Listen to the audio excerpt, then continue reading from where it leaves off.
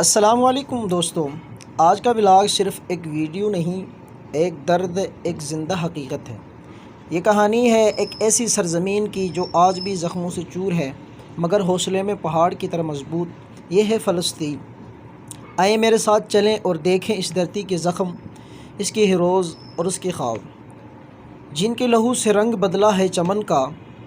وہ لوگ آج بھی زندہ ہے وطن کا، ہم پر واجب ہے یاد رکھنا ان کو جو لڑ رہے ہیں حق کے پرچم کے تلے۔ دوستو، آج جب میں یہ ولاگ ریکارڈ کر رہا ہوں، فلسطین کی گلیوں میں دعا اور راکھ ہے، ہسپتالوں میں زخمی بچوں کی چیخیں سنائی دیتی ہے اور مائیں اپنے لخت جگر کو ملبے سے نکال رہی ہے۔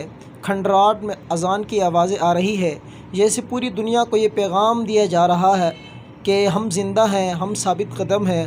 ان تباہ شدہ گھروں کے بیچ میں بھی بچے ہاتھوں میں کتابیں لیے اسکول کا خواب دیکھتے ہیں۔ یہاں کے مائیں اپنے آنسوں کو دبا کر دعائیں کے لیے ہاتھ اٹھاتی ہیں۔ یہاں کے بزرگ مسجد اقصیٰ کے سائے میں اذان دیتے ہیں اور امید کا چراغ روشن رکھتے ہیں۔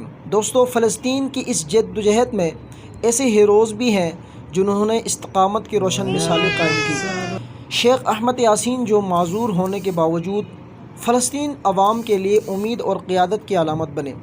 لیلا خالد، وہ فلسطینی خاتون جس نے دنیا کو بتایا کہ ایک عورت بھی اپنی قوم کے لیے کھڑی ہو سکتی ہے، اور وہ گمنام بچے جو آج بھی اپنے کھلونے کی جگہ پتھر اٹھاتے ہیں اور نعرہ لگاتے ہیں ہم زندہ ہیں، ہم زندہ ہیں۔ یہ سب ہمیں بتاتے ہیں کہ فلسطین کے جدوجہد صرف بندوق یا سیاست نہیں بلکہ ایمان، حوصلے اور کردار کی جنگ ہے۔